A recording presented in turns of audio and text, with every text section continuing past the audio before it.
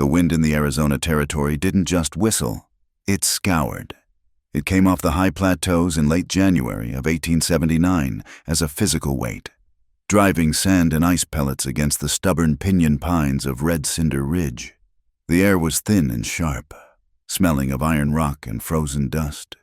It was a wind that peeled the hope off a man, leaving nothing but the bone of his will.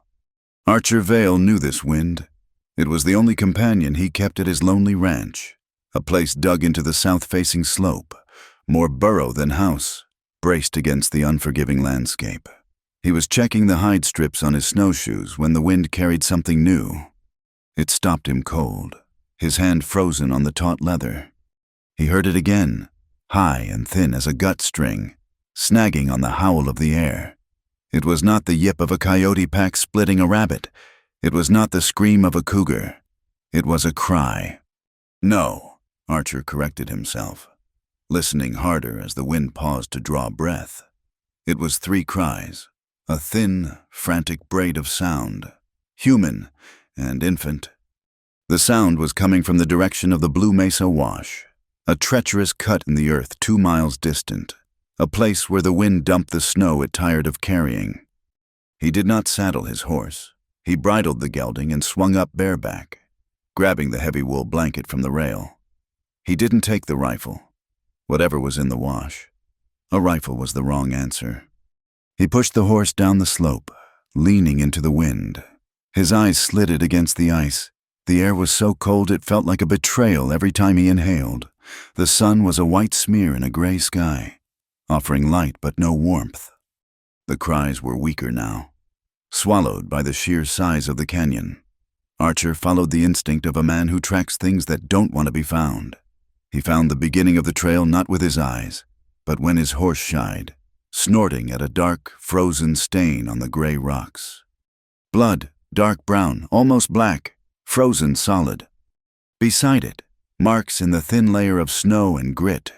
Drag marks, not the clean track of a deer carcass, but the messy, desperate scrape of a body being hauled, or crawling. He followed the marks, his gaze sweeping the line of skeletal mesquite and broken rock, until he reached the edge of the wash. There, tied to a rotten fence post that had marked some forgotten claim, was the source. It was a woman, or what was left of one. She was bound to the post not with rope, but with barbed wire. The metal, rusted and cruel, was wrapped tight around her torso and her wrists, pinning her upright. Her head hung forward, chin on her chest, a cascade of dark hair matted with snow and frozen mud. Her lips were split open, cracked black and white with frost. She was wearing nothing but a torn flannel nightdress, the fabric frozen stiff as board. She was still breathing, a shallow, agonizing hitch in her chest. At her feet, half buried in a drift of snow, were 3 small bundles. They were wrapped in matching pieces of the same torn flannel, the cloth stained. Archer swung off the horse before it had fully stopped, sinking to his knees in the snow. He touched the nearest bundle. It was cold. He ripped the cloth open. A baby, red and raw as exposed muscle, its face the size of a dried apple. It was terrifyingly still. He moved to the second. Stillness. He reached the 3rd bundle, tucked closest to the woman's frozen boots. He brushed the snow away and saw a tiny chest give a weak, convulsive shudder. A thin, wheezing sound escaped its blue lips. 3 newborn girls. He turned back to the woman. Her eyes fluttered open, rolling back to show the whites, unfocused and delirious. "Hold on," Archer said. His voice was rough, rusted from disuse. He pulled the wire cutters from his saddle scrip. He didn't waste time trying to unwrap the barbs. They were frozen into her skin and the fabric. He found the main strand at her back and snapped it. The tension released, and she groaned. A low, animal sound. He cut the wires at her wrists. As the metal pulled free, dark, sluggish blood welled up from the grooves the barbs had dug. She didn't fall. She was frozen to the post. He had to put his shoulder against her and break her free. Her legs gave out instantly. a dead weight. He caught her before she hit the ground, his arm locking around her waist. "You're coming with me," he said, the words sharp against the wind. "All three. You stay here. You die." She didn't respond. He didn't know if she'd heard. Working with a speed born of desperation, he ripped open the front of his heavy sheepskin coat. He scooped up the one breathing infant, its body shockingly light, and tucked it against his own chest, against his wool shirt, desperate to share his body heat. He did the same with the other two, arranging the three tiny, fragile forms against his torso, praying his warmth could restart what the cold had stopped. He buttoned the coat over them, creating a small, dark hammock of life. He lifted the woman. She weighed almost nothing. He threw her sideways onto the gelding's back, then grabbed the wool blanket and wrapped it around her and himself, covering the precious cargo in his coat. He swung up behind her, settling her weight against his chest, her head lolling onto his shoulder. He reined the horse around, turning its head back toward the ridge. The wind, which had been at his back, now struck his face with the flat, hard shock of a shovel. It felt personal. It was a blade trying to get inside his coat, trying to steal the 4 lives he had just claimed. The slope back to the ranch was treacherous, a sheet of ice over broken stone. The horse slipped, recovered, its breath pluming in white bursts. Archer shielded the woman with his body, his chin tucked down, his hat pulled low. He rode with one hand on the reins, the other spread flat over his stomach, feeling for movement, for the faintest sign of breath from the infants inside. He felt the weak wheeze of the first. Once, he thought he felt a twitch from another. The third was just a cold weight. He kept his mind empty. He focused on the next step. Don't let the horse fall. Don't let the wind win. As they reached the crest of the ridge, the woman stirred. Her head moved against his shoulder, her frozen lips brushing the rough wool of his collar. A whisper, so faint he almost missed it. "Emla Lark Donovan." He wasn't sure what the first word meant, but the name was clear. Lark, a bird meant for the sun, found in a blizzard. "We're almost there. Lark," he said. The stable door was banging in the wind, a frantic, repeating slam of wood on wood. He ignored it. He rode straight to the sod house, half buried in the hillside.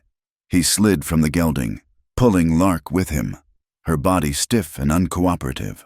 He kicked the plank door open and stumbled inside, dragging her into the single, dark room. The air inside was only a few degrees warmer than the air outside. The hearth was a pit of gray ash.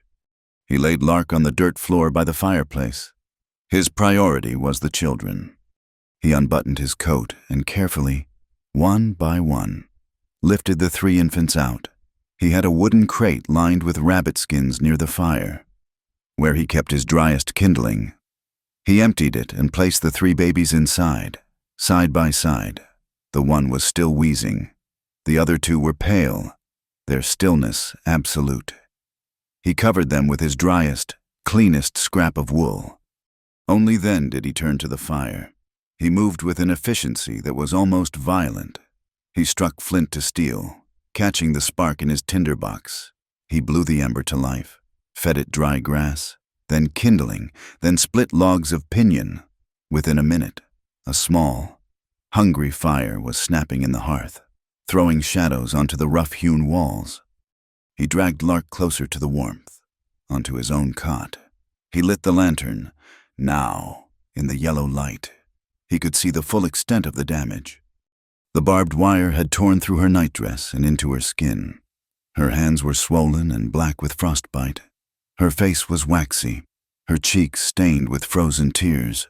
He touched her forehead. She was burning with fever. He went to work. He fetched the snow-melt water from the bucket, heating it by the fire. He found his shears and cut the frozen, blood-caked flannel from her body. He ripped his own spare shirt into strips. Archer Vale did not ask questions. He did not curse the man who had done this. He did not pause to wonder at the cruelty of a world that would leave 3 newborns to freeze. He just worked.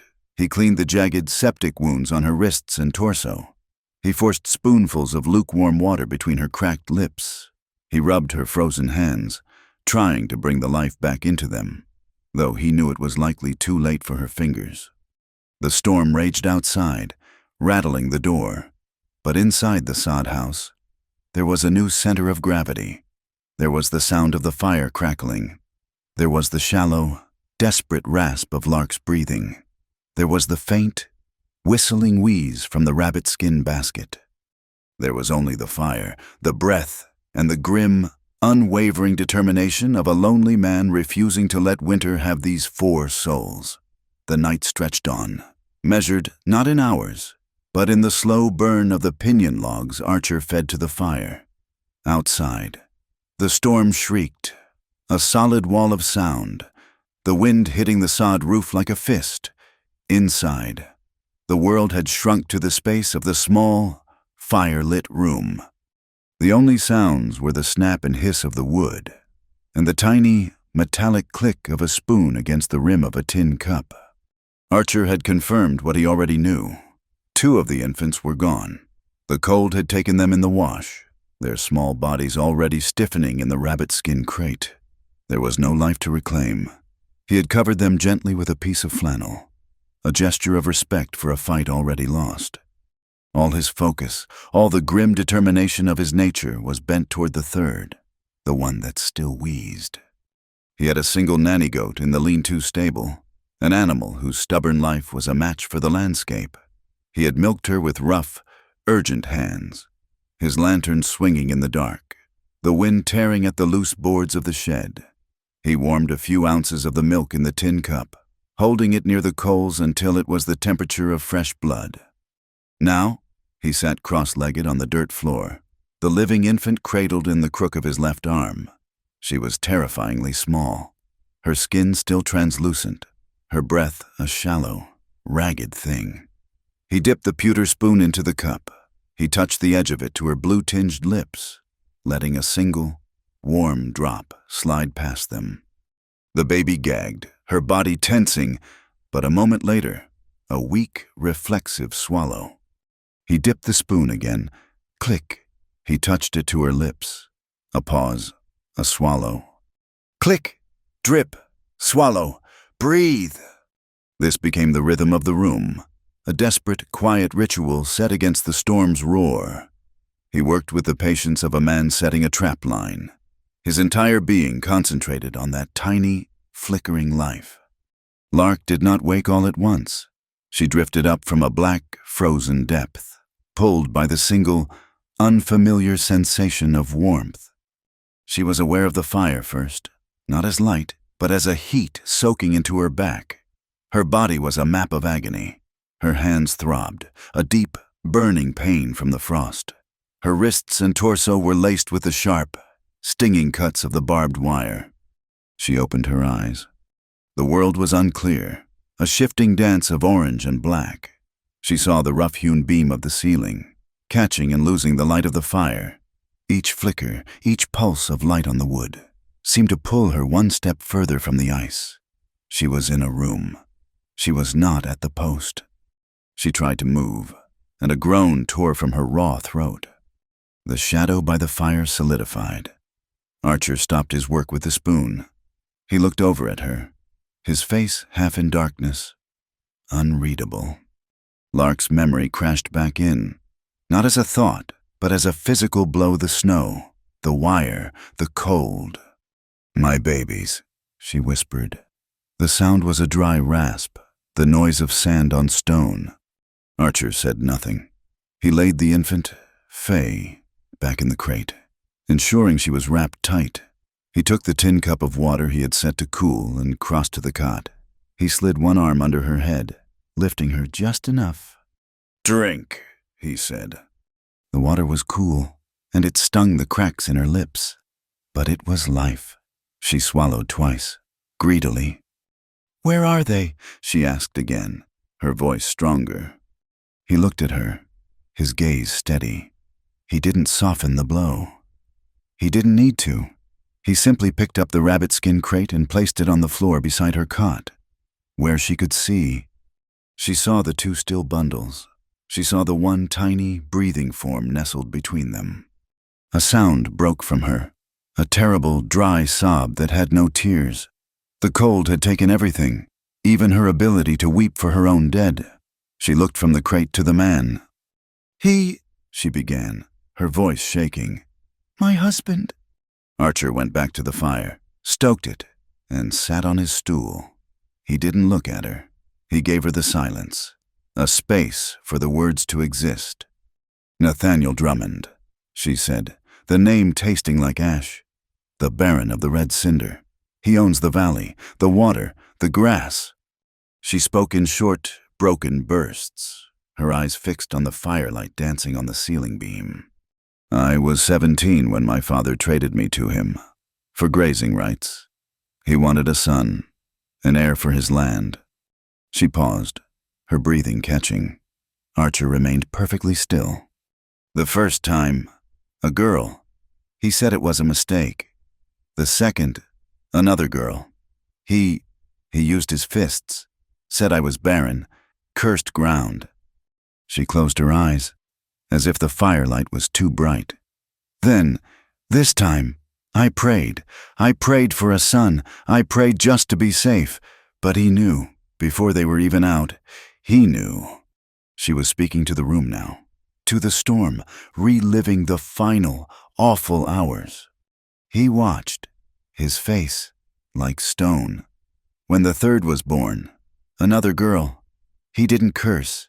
He just smiled. He told his men it was time. Her voice dropped to a whisper. He said, the snow must judge. He said it was justice, the justice of men and land. They dragged me to the wash. They used the wire.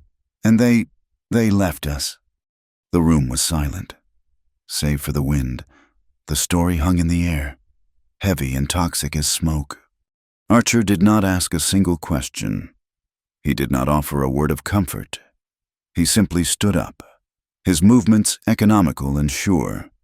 He retrieved the bucket of water and a strip of clean linen, the last of his good cloth. He returned to her cot. He knelt, gently, ignoring her flinch. He pushed aside the rough wool blanket he had covered her with. He dipped the linen in the cool water and began to clean the dark, weeping bruises on her shins and knees, washing away the dried blood and grit. He worked with an impersonal focus, his touch firm but not unkind. He looked at her hands, swollen to twice their size, the skin a mottled, angry purple and black. He knew what it meant. He rebandaged the wire cuts on her wrists, his movements precise. All the while, his gaze kept returning to the crate, checking the shallow rise and fall of the one tiny chest. He was a man listening for the faintest sound in a blizzard, his attention absolute. Lark watched him through a haze of fever and grief. He was a stranger, built of rough edges and silence. Yet he was washing her wounds while her husband had left her to die. Ivy, she whispered. Archer paused, the wet cloth in his hand. She pointed a trembling, bandaged finger at the still bundle on the left. Her name, Ivy. She pointed to the other. Maud. Her gaze shifted to the living, breathing infant. And Faye. Archer nodded. He finished his work. Pulling the blanket back over her, he returned to the fire, but he did not sit. He reached into his kindling box and pulled out 3 flat shingles of cedar, smooth and fragrant. He took his carving knife from the sheath on his hip. He sat on the floor, the firelight catching the grain of the wood and the steel of the blade. The only sound in the room, for a long time, was the quiet, rhythmic scrape of the knife. Shh, shh, shh. A sound of creation, not destruction. He carved the letters deep and sure. IVY. He set the first shingle aside and took up the second. MAUDE. He took up the third. FAYE. The storm howled, useless and angry, against the small, warm burrow. But inside, the fire had built a small circle of order. There were dry blankets. There was warm milk. There were names. There was the steady, breathing presence of the man by the fire. When he was finished, He placed the 3 small, carved boards on the edge of the crate, one for each child. He had given them names. He had given them marker. He had acknowledged their existence in a way their father never had. Lark pushed herself up onto one elbow. The pain secondary. She reached out with her bandaged, swollen hand. Her fingers, numb and clumsy, brushed against the carved letters of Ivy's name. She traced the I, the V.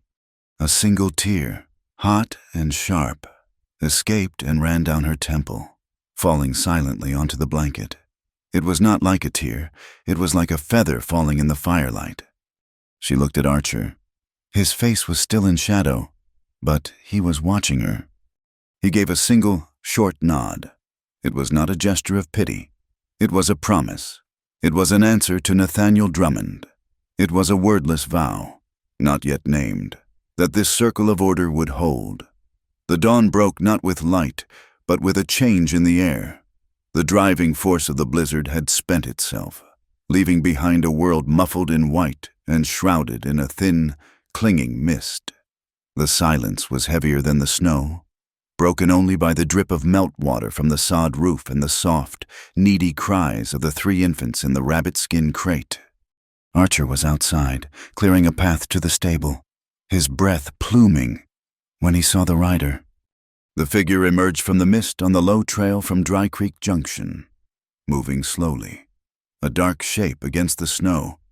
It was not a man. It was a woman, riding astride, wrapped in a heavy wool shawl that was crusted with ice.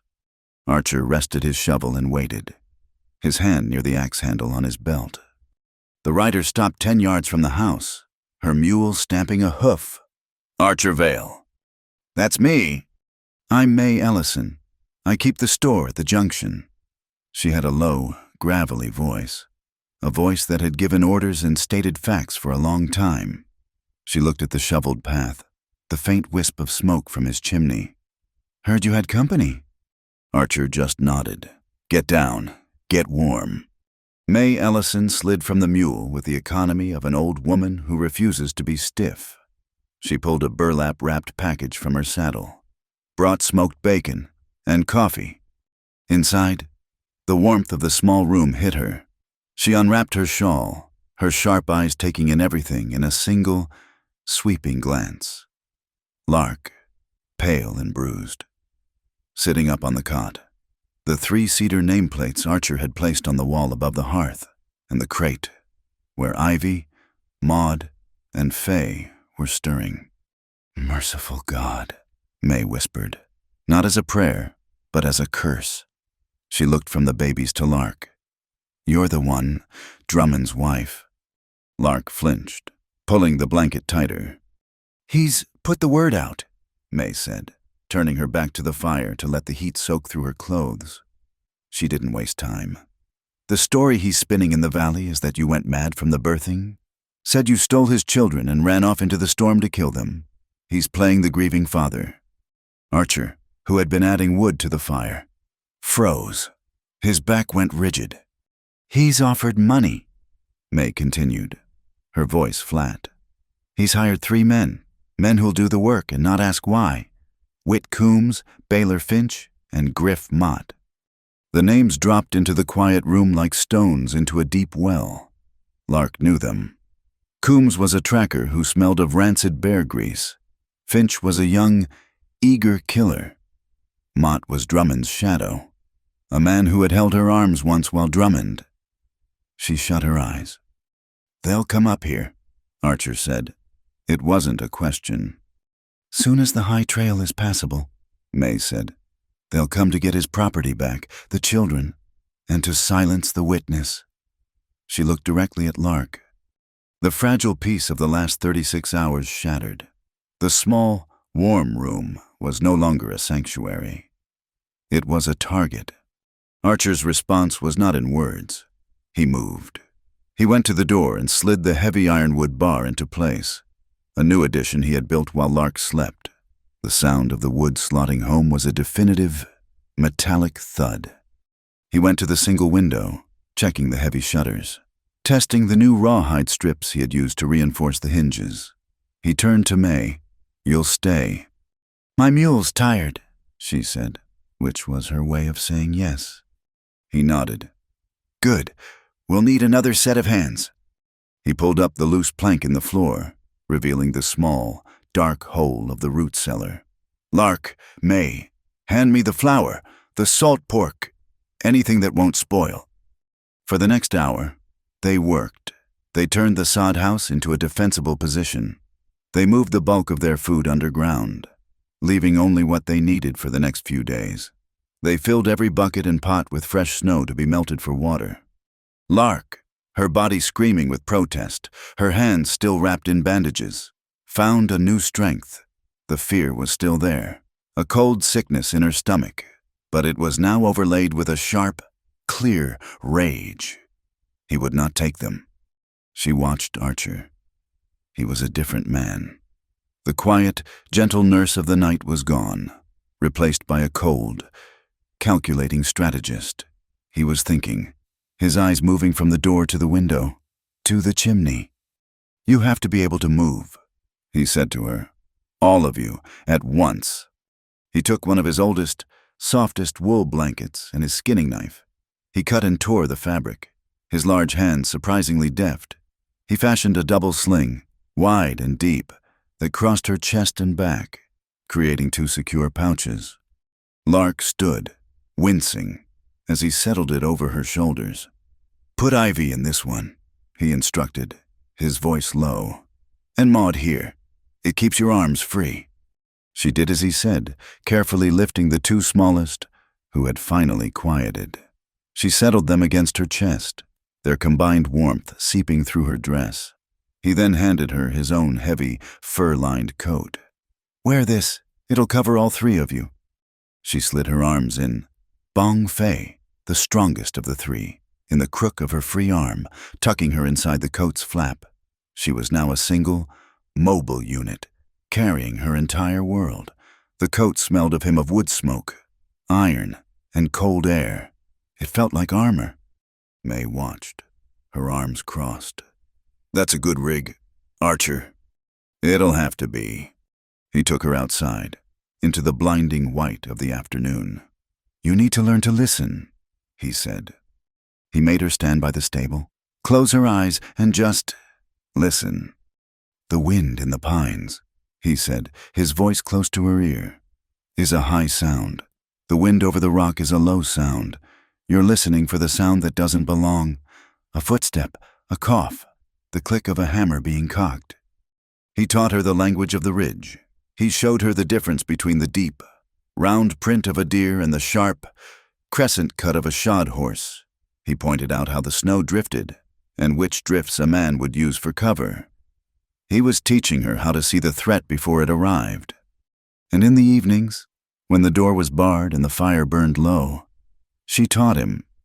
The babies would not settle. The tension in the room, the fear, it seeped into them.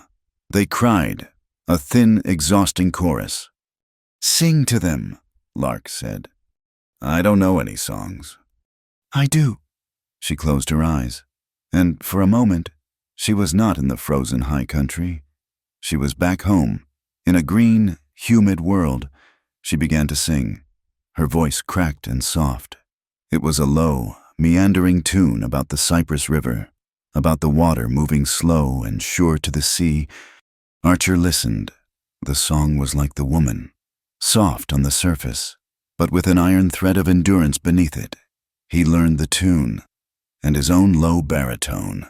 When he finally tried it, blended with hers, the lullaby, a sound of the deep, wet south, became the new sound of the sod house, a defiant note of peace. The next day, Archer went to the stable. He took his heaviest post-hole digger and a thick, new-cut log of cedar.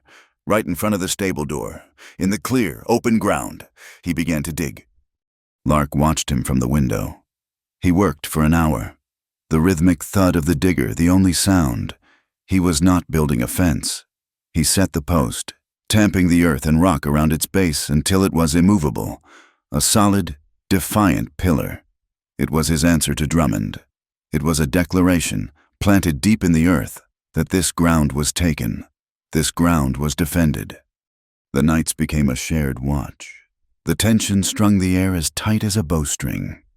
Neither of them slept fully. Archer would take the first watch, sitting on the stool, his rifle across his knees, his eyes on the door. He would sit for hours, motionless, a part of the shadows. Then, he would touch Lark's shoulder.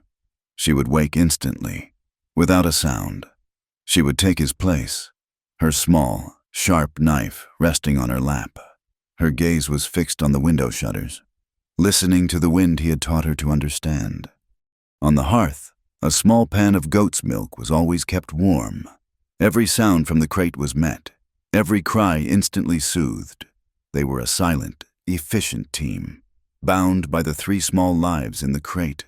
Lark, her knife now a familiar weight, found her hand resting on the hilt, tucked inside her boot, even in the day. From the ridge, in the clear, cold air, they could see the valley floor miles below. They could see the smoke rising from the wide stone chimney of Drummond's ranch. It rose straight and thick, a column of arrogant gray against the pale winter sky. It was not the smoke of a home. It was the smoke of a fortress, of a power that believed it was as permanent as the mountains. It was a threat, a daily reminder, a smear of ink on the clean white page of the snow. May Ellison rode out on the 3rd day, her pack refilled with Archer's dried jerky. "Rourke's at the county seat," she'd said. "Amos Rourke. He's a U.S. deputy marshal, and he's a good man. He's heard the rumors, but the passes are choked. The law's coming. Archer, but it's coming slower than those 3 gunmen." Each dawn they survived felt like a victory. Each sunrise that lit the snow-covered ridge, revealing no new tracks, no dark figures moving in the pines, was a breath they had permission to take. But the thaw was coming, and the next storm to ride up the Blue Mesa Wash would not be made of wind and ice. It would be made of men.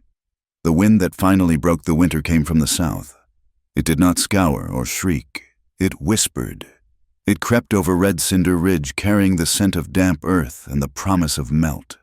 The sun, which had been a white smear for weeks, now had a yellow, liquid heat. The change was sudden. The iron-hard drifts of snow softened, grew heavy, and began to weep. The world, which had been silent and white, was now filled with the sound of running water. The Blue Mesa Wash, the gash in the earth where Archer had found them, transformed. What had been a frozen grave, a silent trap, was now a loud, churning artery of brown, glittering water, pulling the winter down into the valley. With the thaw, the tension of the immediate siege broke. The world outside the cabin was no longer just a killing ground to be watched. It was land. Archer Vale, a man who could not be still, channeled his energy from defense to construction. His rifle remained clean and loaded on the pegs by the door, but his hands now held an adze and a shovel. He dug broad, shallow steps into the muddy slope leading to the cabin door. Lining them with flat stones, he wrestled from the wash. The work was heavy, grounding.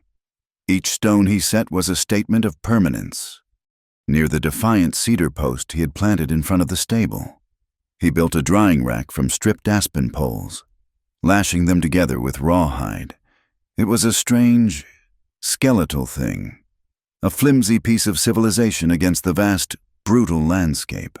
But when Lark hung the first washed blankets on it, the sight of the cloth flapping in the wind changed the entire feel of the ranch. Lark's world was smaller, but no less vital. Her fever had broken, leaving her weak but lucid. The frostbite, as Archer had quietly feared, had been severe. The tips of 3 fingers on her left hand were black and numb, a permanent price for her survival. But her right hand, her good hand, was tireless. She learned her children. They were no longer the 3 desperate, identical bundles from the wash. They had personalities, forged in that rabbit-skin crate. Ivy was the smallest, the one who had been still.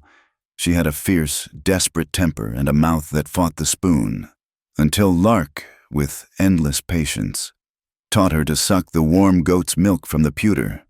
Maud was the watcher, the quiet one, who seemed to carry the trauma of the cold in her stillness. Lark discovered she only slept soundly when placed on her stomach, her face turned toward the firelight. And Fay, the strongest, the one who had wheezed in Archer's coat, was the first to find her own hand. She would lie on her back, staring at her fist as if it were a separate, fascinating creature, and then, suddenly, break into a wide, dreaming, toothless smile. The thaw brought allies. May Ellison's mule was the first visitor, churning up the soft trail. She didn't knock, just pushed the door open, her arms full. "Trail's a bog," she announced, dropping a heavy burlap sack on the floor. "Drummond's men won't ride in this muck. They prefer their killing clean." She hadn't come with news of war. She had come with tools for peace: squash, beans, and corn. She said, tapping the sack, "If you're fools enough to stay, you best be smart enough to plant." From her pocket, she pulled a small, folded packet. It was not seeds. She handed it to Lark.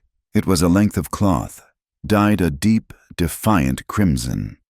"Found this at the bottom of a trunk," May said, avoiding Lark's eyes.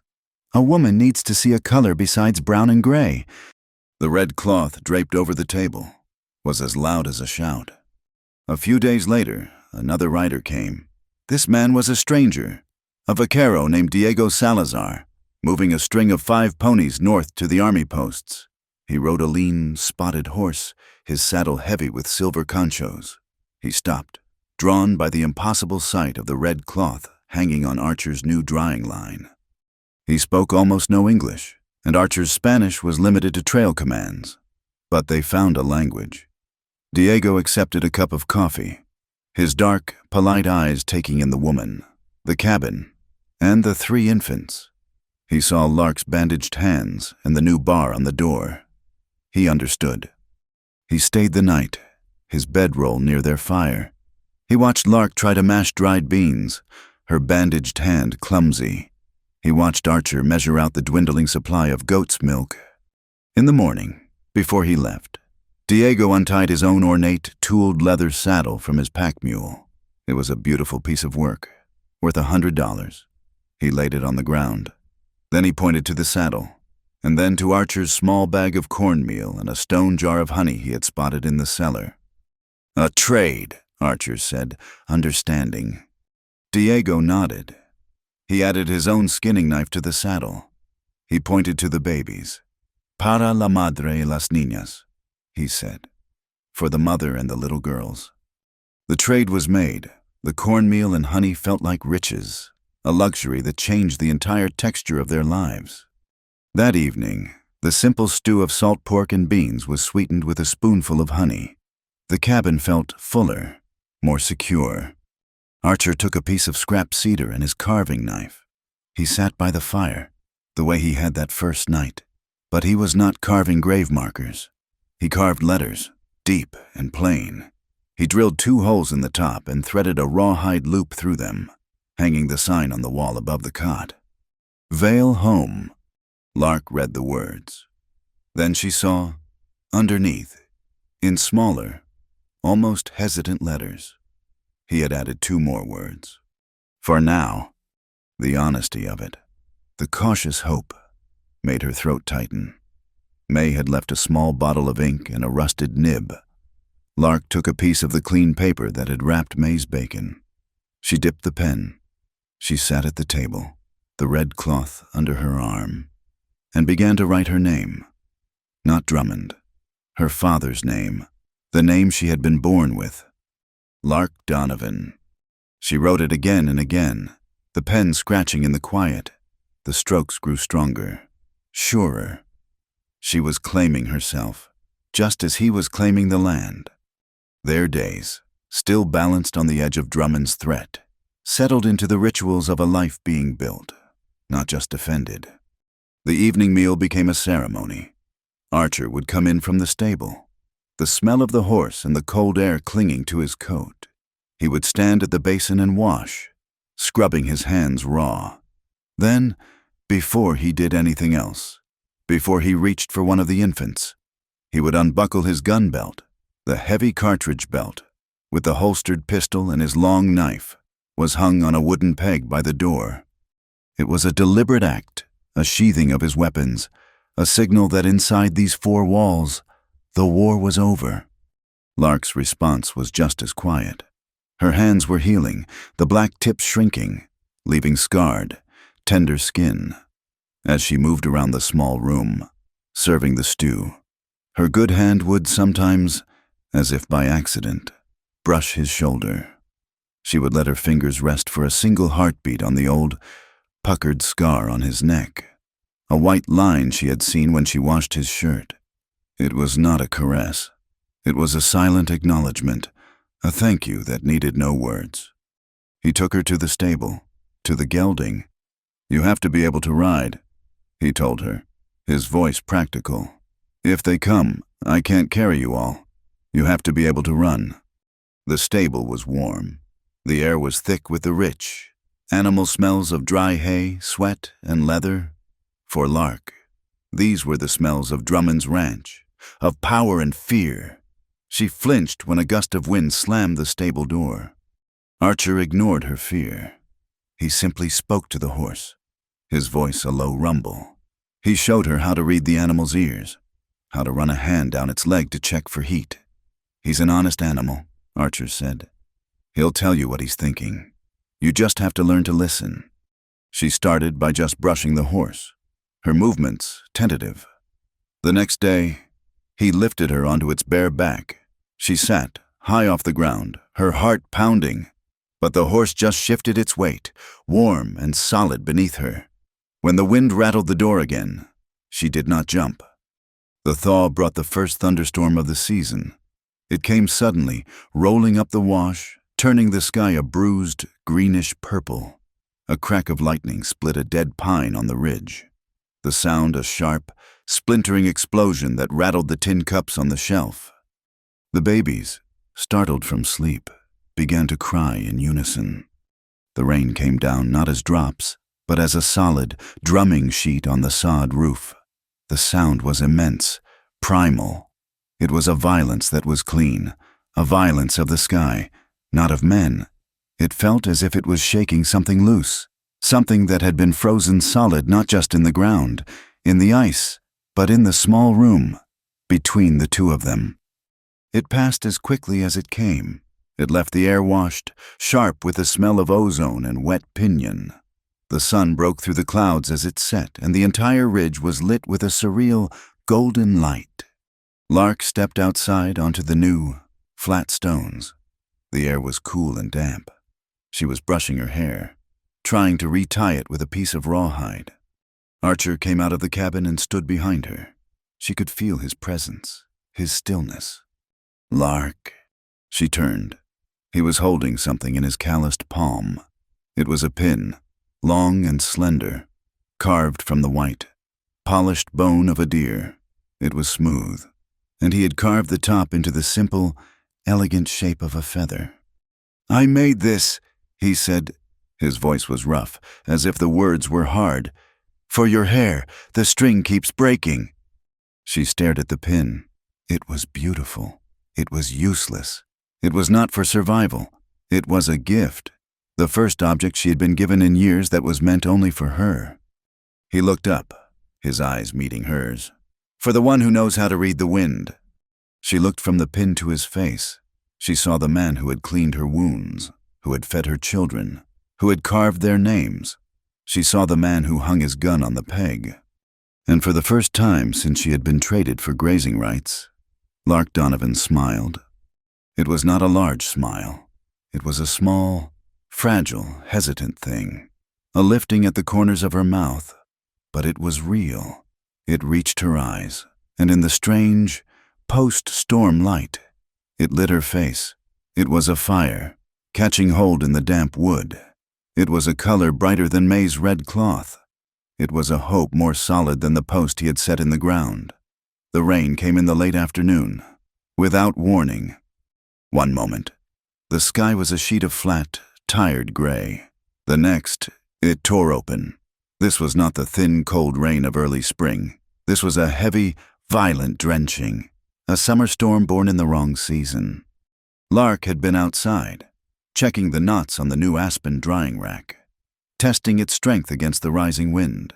The first drops were cold and fat, striking the hard-packed earth with audible thumps.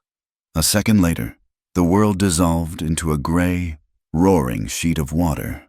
She ran, not for the sod house, which was 50 yards distant, but for the stable. She ducked under the low lintel, her skirts heavy and dripping, her hair plastered to her scalp in seconds. The stable was a refuge.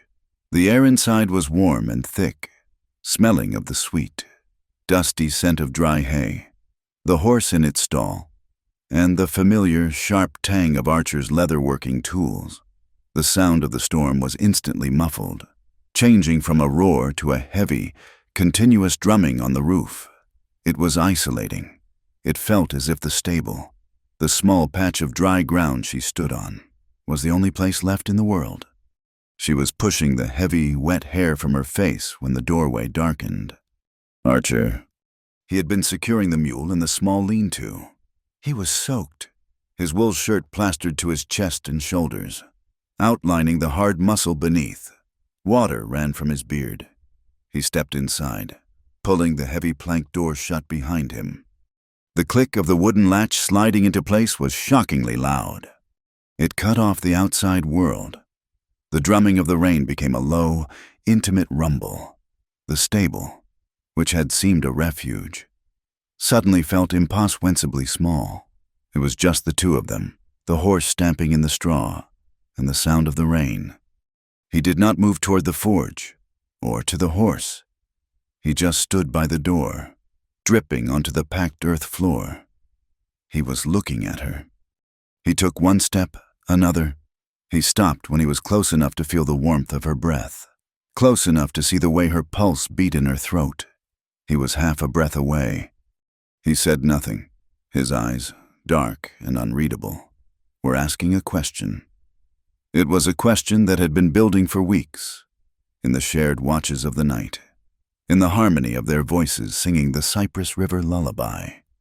In the moment he had handed her the carved bone pin, Lark felt her own heartbeat quicken, a heavy, painful thud against her ribs. She should move. She should step away. Check on the horse, return to the safe. Practical alliance they had built. But she didn't. She couldn't. Her back found the rough, unfinished planks of the stable wall. The wood was solid, real, anchoring her in the sudden, strange current pulling them together. She felt a stray splinter snag the fabric of her dress. She lifted her right hand, the one that was not scarred, the one that had learned to be strong again. She placed it flat on his chest, on the damp, coarse wool of his shirt. She felt his heart. It was not the slow, steady rhythm of the man tracking deer or stacking wood. It was fast, heavy, a powerful, rapid beat that echoed her own. It was a revelation. It was the truth, spoken in a language simpler than words. He felt it, too. His gaze flickered down to her hand on his chest, and then back to her eyes.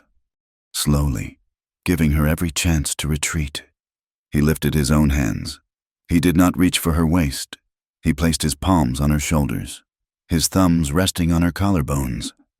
He exerted the slightest pressure, gently pinning her against the wall. It was not the hold of a captor. It was not the bruising grip of possession she had known. It was the touch of a man anchoring himself. His eyes held hers. "Lark," he whispered. Just her name. It was the only question he needed to ask. She could not speak. Her throat was tight. She just gave a small, almost imperceptible nod.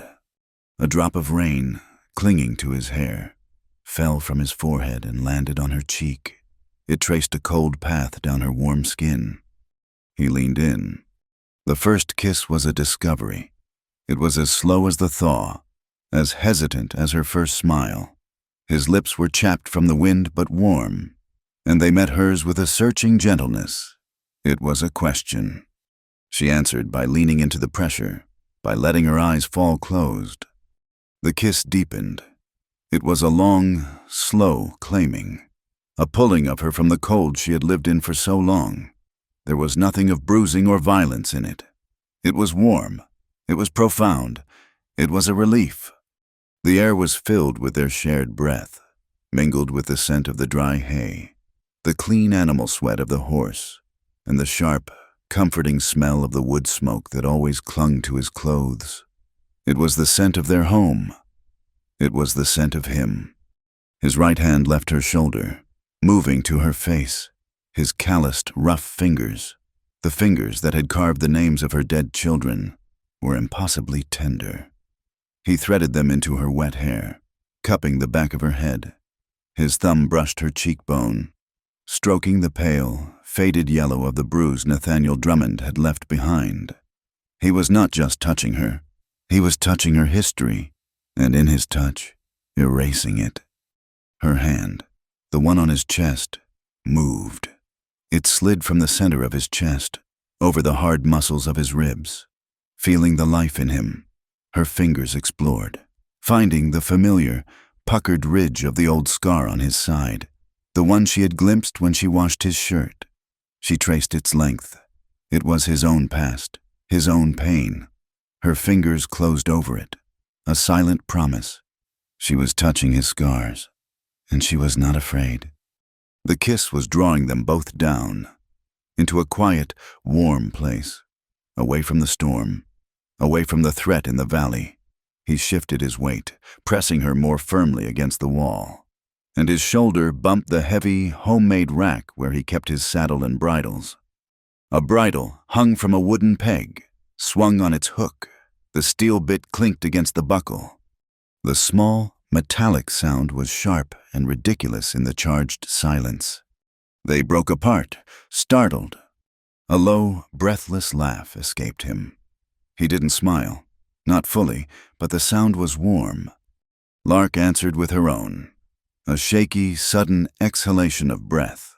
The tension, the almost painful intensity of the moment, was broken, but the connection was not. A fresh gust of wind rattled the door, and the rain hammered the roof, a sudden deluge that swallowed the sound of their laughter, swallowing the frantic beat of their hearts. He didn't move away. He just rested his forehead against hers. They stood like that for a long time, breathing, just breathing. His breath was warm on her face. She could feel the steady thrum of his pulse through the hand still on his side. The storm raged, the horse stamped, and the world outside was a cold, violent chaos. But in the small, warm, hay-scented darkness of the stable, there was this stillness, this shared, quiet breath. He was the first to move. He pulled back, slowly. His hands slid from her hair, down her arms, and then dropped to his sides. He stepped back half a pace. He gave her the space. He gave her the choice. He was not Nathaniel Drummond. He would not take. He would not trap. He was the man who had set the defiant post in the ground, the man who had carved her a gift, the man who had hung his gun on the peg. He was offering her a way out, a chance to return to the safety of their armed friendship. Lark looked at him.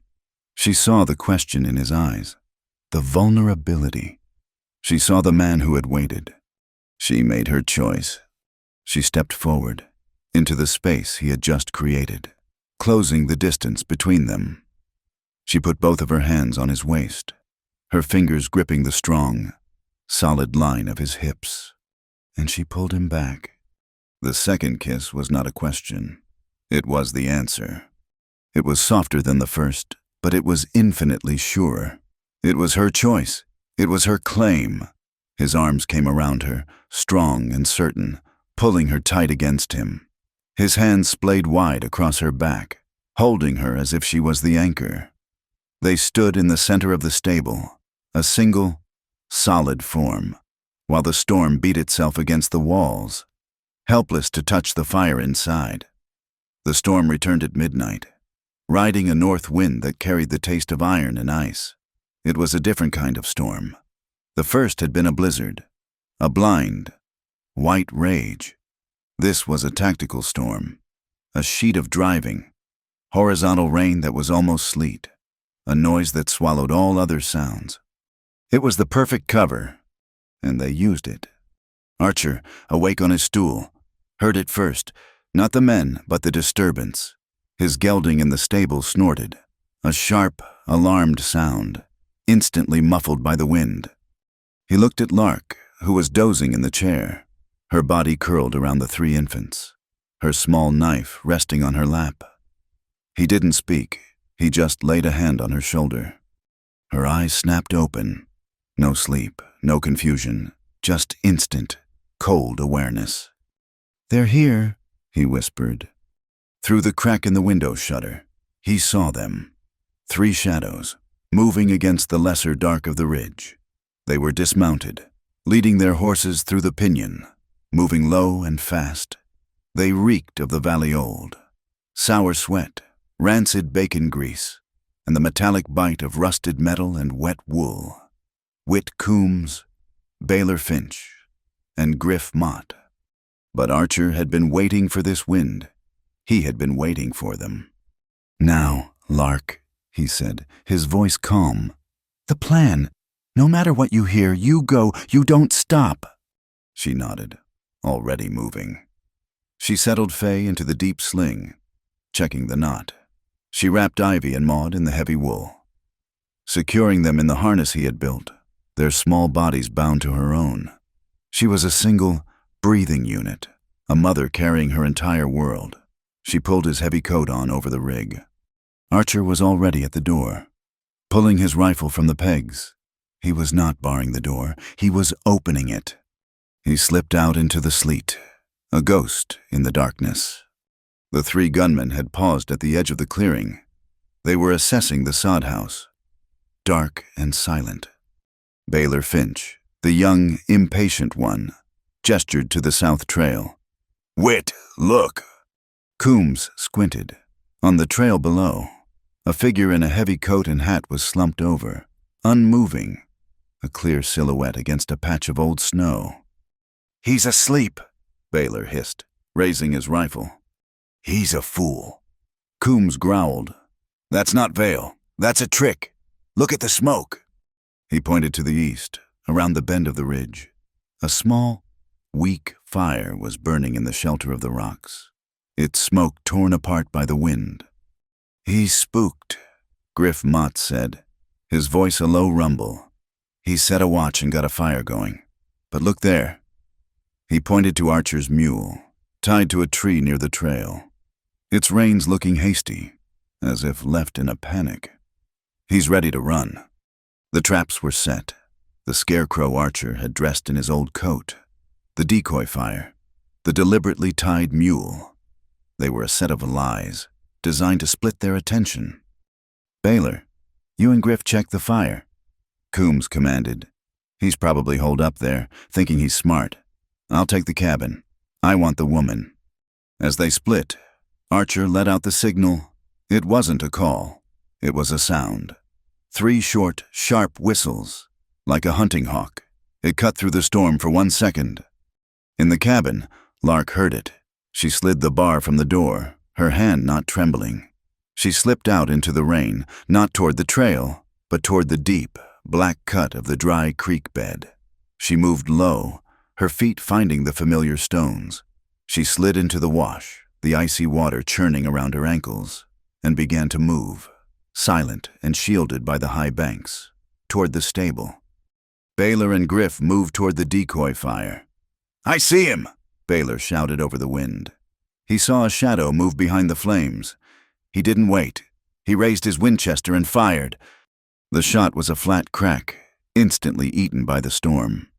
The bullet tore through the sleeve of Archer's coat, the one he had left draped over a rock. From the rocks above them, Archer fired. He didn't fire at them.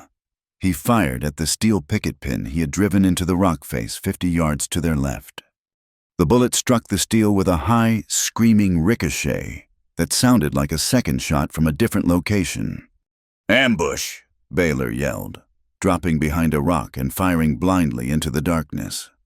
The fight was on, but Archer was already gone, melting back toward the cabin, his rifle in his hand. He heard another shot, this one from Coombs, near the house. A new, sharp, burning line of pain seared his left shoulder. He stumbled, caught himself. He touched his shoulder. His fingers came away wet and hot. The cold rain instantly mixed with the warm blood. Coombs hadn't seen him. It was a blind shot at the shadow of the cabin, and it had been lucky. He gritted his teeth. It was a graze.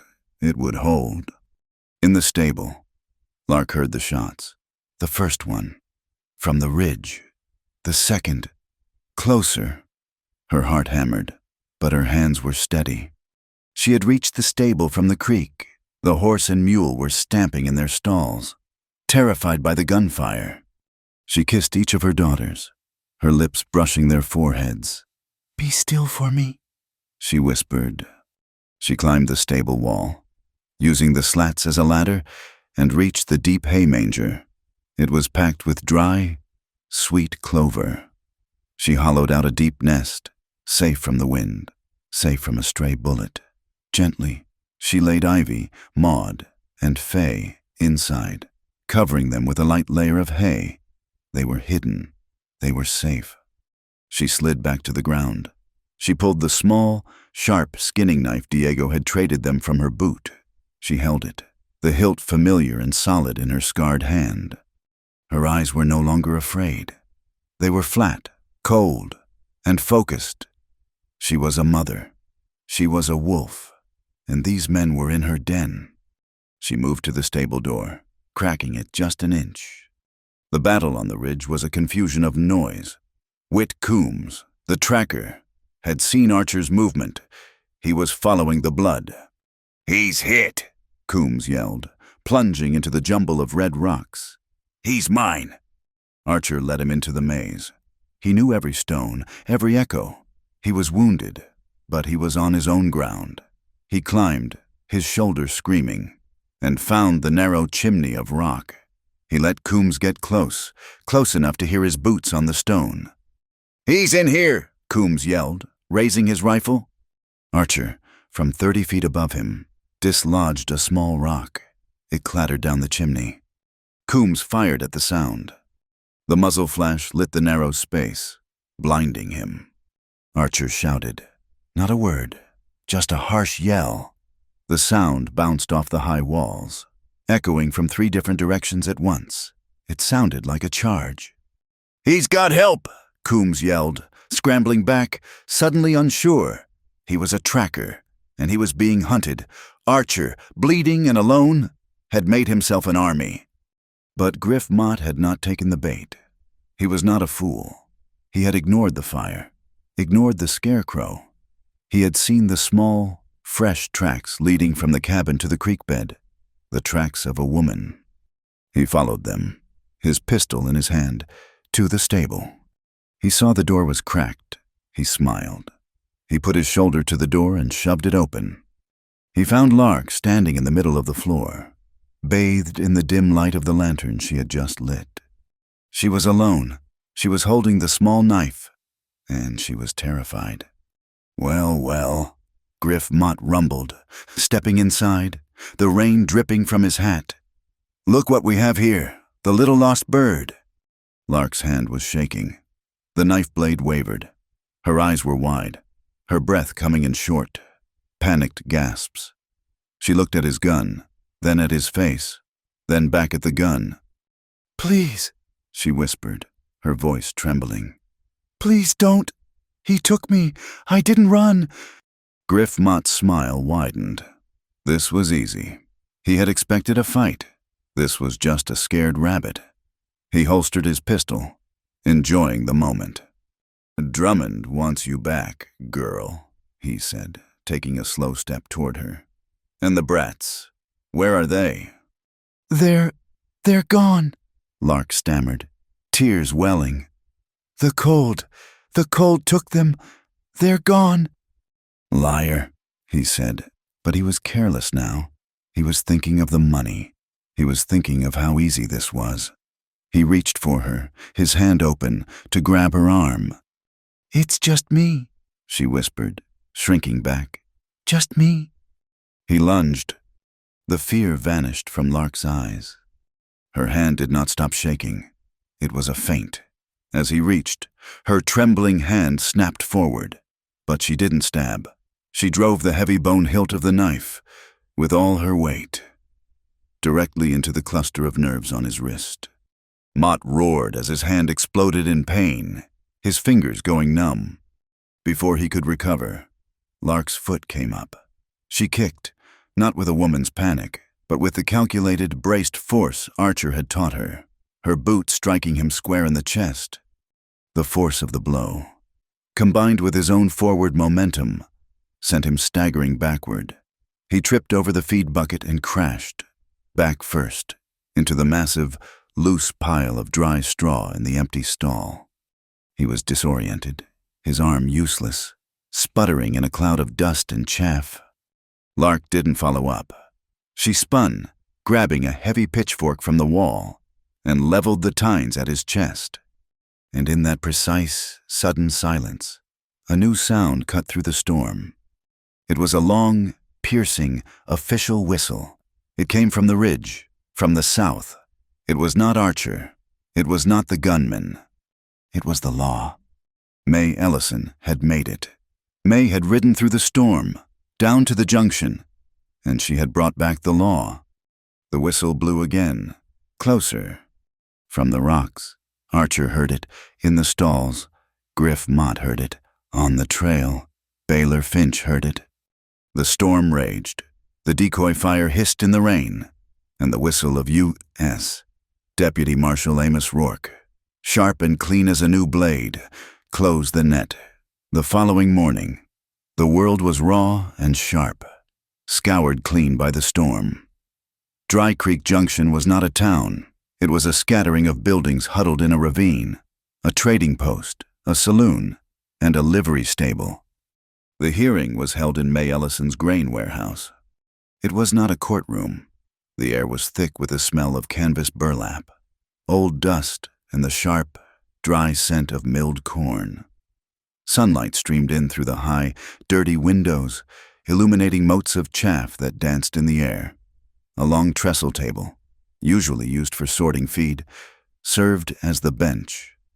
Rough plank benches had been dragged in for the 20 or so miners and ranchers who had gathered, their faces grim. At the table sat U.S. Deputy Marshal Amos Rourke. He was a tall, lean man, built of sinew and bone, with a face that looked like it had been carved from dry hickory. His tin star was the brightest thing in the room, pinned to a coat that had seen too many miles. Beside him, he had placed a small, polished wooden box, which he opened to reveal a heavy brass federal seal. Community law was on the benches. Federal law was at the table. To his left sat Nathaniel Drummond. He was not in irons. Not yet.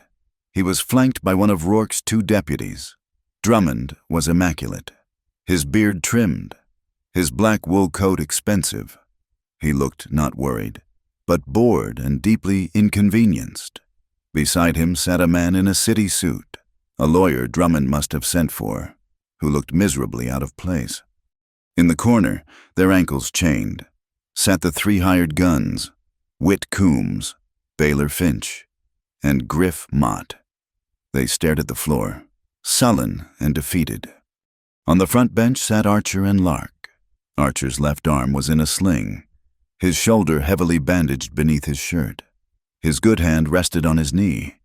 He was coiled, a spring wound tight. Lark sat beside him, straight-backed, her scarred hand resting on the rough wood of the bench in front of her. She held Faye, wrapped in clean wool. Beside her, May Ellison held Ivy in one arm, and Diego Salazar, who had returned with the marshal, held Maud. Rourke stood. He did not bang a gavel. His voice was enough. It was a flat, prairie voice, a voice that carried without effort. "This is not a circuit trial," Rourke announced, his eyes sweeping the room. "This is a federal arraignment, a hearing to determine probable cause. We are here to hear the truth of the events on Red Cinder Ridge, beginning on the night of January 28th. Drummond's lawyer, a man named Hargrove, immediately stood. "Marshal, if I may, this is a profound misunderstanding. My client, Mr. Drummond, is a pillar of this community. This entire affair is a domestic dispute, a tragedy fueled by—" "Sit down, counselor," Rourke said, his voice not rising. "You will speak when I tell you to. I am not here to listen to your opinions. I am here to listen to testimony. May Ellison." May stood up from the bench, her arms crossed. "Mrs. Ellison," Rourke said, "your ride brought me here. Speak your piece." May's voice was as gravelly as the wash. "It was 3 weeks ago, maybe 4. I was in the saloon, delivering goods. Nathaniel Drummond was there." She pointed a finger at him. "He was drunk. He was loud, bragging. Said his wife had failed him again. Said she was barren ground, useless for anything but girls." Hargrove shot to his feet. "Objection! Marshal, this is slander. Saloon gossip." "It is motive, counselor," Rourke snapped. "And I'll be the judge of what's gossip." "Sit down." What else did he say? "Mrs. Ellison." May never took her eyes off Drummond. "He said he was done. He said the land would take back what was worthless. He said, and I heard him clear, 'I'm going to let the snow judge. Whit Coombs.'" She pointed at the man in chains. "Was there?" He laughed. He said the coyotes would be grateful for the meal. A low animal sound rippled through the benches. Drummond's face did not change. "Thank you, May," Rourke said. "Sister Honora Keene." A small woman in a plain gray dress stood up. She looked like a field sparrow, nervous and small, but her eyes, when she looked at Rourke, were clear and steady. "I am a lay sister, Marshall, a traveling nurse and midwife," she said, her voice quiet. "You have attended Mrs. Donovan?" Rourke asked, deliberately using Lark's name. "I attended Mrs. Drummond," the woman corrected softly, "at her husband's ranch, 4 times in 2 years. She opened a small, leather-bound ledger. I keep an obstetric notebook, a medical log." Hargrove was up again. "Marshal, I must protest. This is a violation of private medical concerns." "No, counselor," Rourke said, his voice turning cold. "This is a criminal investigation, and if I hear your voice one more time without permission, you will be in chains next to Mr. Coombs. Sister, please proceed." Sister Honora took a breath. "June, 1877. Attended the patient for the birth of her second child, a female. The patient presented with severe bruising on the upper arms and a split lip. Her husband, Mr. Drummond, stated she was clumsy and had fallen. Drummond stared at the sister as if she were an insect." "April, 1878, the sister continued, her voice gaining strength. "Attended the patient for a miscarriage at 4 months. Patient had 2 cracked ribs and a hairline fracture of the jaw.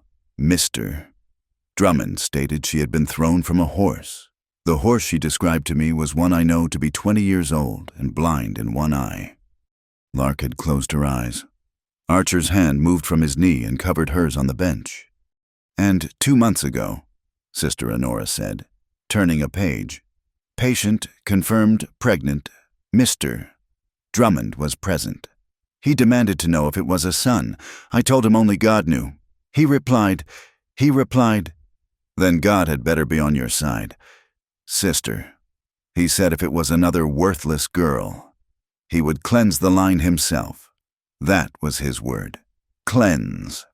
The warehouse was dead silent. The only sound was the faint coo from Fay in Lark's arms.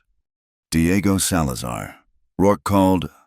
Diego stood, handing Maud gently back to May. He nodded at the marshal. "You speak English, Mr. Salazar?" "Enough," Diego said. "Tell me what you saw last week, near the Blue Mesa Wash." Diego pointed at Griff Mott and Baylor Finch. "These men, I saw them. I was moving my horses. I camped by the wash. I see them, high on the ridge. Not hunting, not traveling. They watch. For 2 days, they watch the trail to this man's home. He nodded at Archer. They were waiting, stalking. Diego unrolled a piece of tanned hide. On it, drawn in charcoal, was a map of the area. My route, their tracks. They use a cold-shod mule. It leaves a mark. You can see. Rourke examined the map. These tracks match the shod mule we found in Mr. Vale's stable, abandoned by Mr. Mott. Rourke turned to Archer. Mr. Vale, they claim you abducted this woman and her children. They claim you fired first. Archer stood up. He was a creature of the high ridges, and in this crowded, dusty room, he looked like a caged wolf. He ignored the lawyer, ignored Drummond. He looked at Rourke. He said nothing. He reached into the deep pocket of his coat with his good hand. He pulled out 3 small, smooth pieces of cedar. One by one, he placed them on the trestle table, in front of the federal seal. He placed the first, Ivy Y. He placed the second, Maud. He placed the third, Fay. The carved letters were deep and sure. "This is my testimony," Archer said, his voice low and rough, filling the room. "This is my answer. I found them tied to a post in a blizzard. He left them for the snow. I gave them names." He looked at Drummond. "I did not choose war. I chose life." The lawyer, Hargrove, finally exploded. "This is preposterous. It is sentiment. It is theater. It is not law." He pounded his fist on the table. "The law of this territory. Martial is absolute. A wife is the property of her husband. She is under his protection, his guidance, and his discipline misses. Drummond is chattel. He has every right to retrieve his property, and to punish those who would steal it." Drummond finally smiled, a cold, thin smile of triumph. He nodded at his lawyer. Amos Rourke did not move. He waited until Hargrove's panting subsided. "You are wrong, counselor," Rourke said, his voice dangerously quiet. "I am not." "You are," Rourke repeated. "You speak of local custom. You speak of the law of the brute. I speak of federal law." He tapped the brass seal on the table. "The United States government, counselor, does not recognize human beings as chattel. Not anymore. That argument was settled in blood almost 15 years ago." He stood to his full height, looming over the table. "And kidnapping, which is what Mr. Drummond did when he forcibly took 3 infants from their mother and left them on a post to die, is a federal offense. Conspiracy to commit murder is a federal offense. This territory may be wild, but as of this morning, it is not lawless." Before Hargrove could speak again, Lark stood up. She was trembling, but it was not with fear. It was with a cold, righteous rage that burned the last of her terror away. She handed Fay to May Ellison. She stepped forward, past Archer, until she was standing directly in front of the table. "I am not property." Her voice was not loud. It was not a shout, but it was clearer than Rourke's, clearer than the lawyer's. It was the sound of a nail being driven into hardwood. Every eye was on her. "I do not belong to him," she said, and she turned and looked directly at Nathaniel Drummond.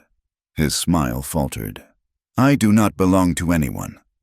She turned back to Rourke and the silent, watching crowd. "He says I am his, but when I was tied to that post, when the ice was freezing my hands, he was not there. When my children were dying, he was in his warm house, by his warm fire." She looked at Archer. "This man, this stranger, he found us. He cut the wire from my skin. He warmed my children with his own body. He cleaned my wounds. He fed us." She reached out her scarred, trembling left hand and picked up the small cedar nameplate. "Fay." She held it up for the room to see. "I choose," she said, her voice ringing with an authority that stunned the room into silence. "I am the mother. I choose. I choose the man who dared to carve my children's names as a prayer, not the man who branded me as his possession." The warehouse erupted. The miners and ranchers were on their feet. A roar of approval. "Aye," one shouted. "That's justice." Drummond's face, for the first time, broke. It was a mask of pure fury. "She is mine!" he roared, lunging forward. Rourke's deputy slammed him back onto the bench with a heavy fist. Rourke slammed his own palm down on the table. The sound was as final as a gunshot. Silence. The room quieted. "The testimony is heard. The cause is found." He pointed at Drummond. "Nathaniel Drummond, you are remanded to the federal jail at the county seat, without bond, to await the circuit judge. This hearing is concluded." He looked at Hargrove. "You are dismissed, Counselor." He then looked at Lark. His face softened. "Just barely." "Mrs. Donovan," he said, using her name. "By the authority vested in me, the court grants you full and immediate custody of your children, Ivy, Maud, and Faye, pending the final ruling of the circuit court." He turned his gaze to Archer. "Mr. Vale, you are hereby named a temporary protector of this family.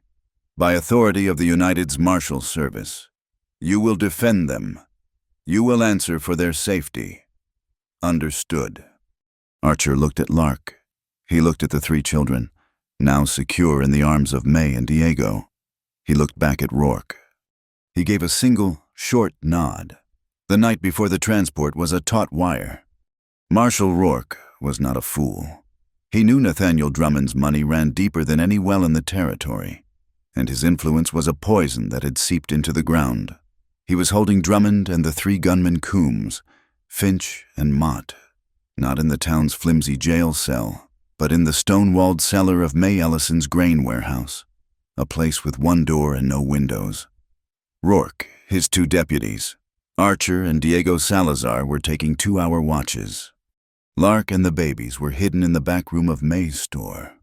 The door barred. The windows shuttered. The attack came in the darkest hour, just before 3 a.m. It did not come with a shout. It came with a rumble. Archer, on watch, was the first to feel it. A low, thrumming vibration in the packed earth floor. It was the sound of hooves. Not a dozen, but 100. Rourke Archer was on his feet, rifle in hand. "They're not attacking the warehouse. They're at the river pens." Drummond's new men, at least 5 of them, had ridden down to the town's main cattle holding, down by the river bend. They had blown the gates and were stampeding the entire herd 200 head of longhorns straight up the narrow ravine, straight through the main street of Dry Creek Junction. It was a brilliant, brutal diversion. "They're using the cattle as a shield," Rourke roared, pulling on his boots. "They'll hit the warehouse in the middle of this. Get to the prisoners." But it was too late. The street became a torrent of panicked, bellowing animals, a river of horn and hide. Houses were shaking. In the chaos, 2 of the new gunmen, covered by the stampede, ran to the cellar door of the warehouse and tossed a stick of dynamite. The explosion was a flat, dull thump, swallowed by the greater sound of the herd. The heavy door blew inward. "He's out," Archer said, his voice a flat, cold statement of fact. A moment later, gunfire erupted from the warehouse. Drummond, Coombs, Finch, Mott, and their new allies, 7 or 8 men strong, were free. "They'll go for the horses," Diego yelled, pointing to the livery. "No," Archer said, his wounded shoulder a dull throb. "Not first. He'll come for her." "He'll have to come through us," Rourke said, his face grim. "To the corrals. It's the only defensible ground. Move." Rourke, Archer, and Diego, joined by 4 townsfolk who had grabbed their own rifles, fell back. They ran through the alleyways, the sound of the stampede echoing behind them, and took their positions. The town's main shipping corral, by the river bend, was where the battle would end.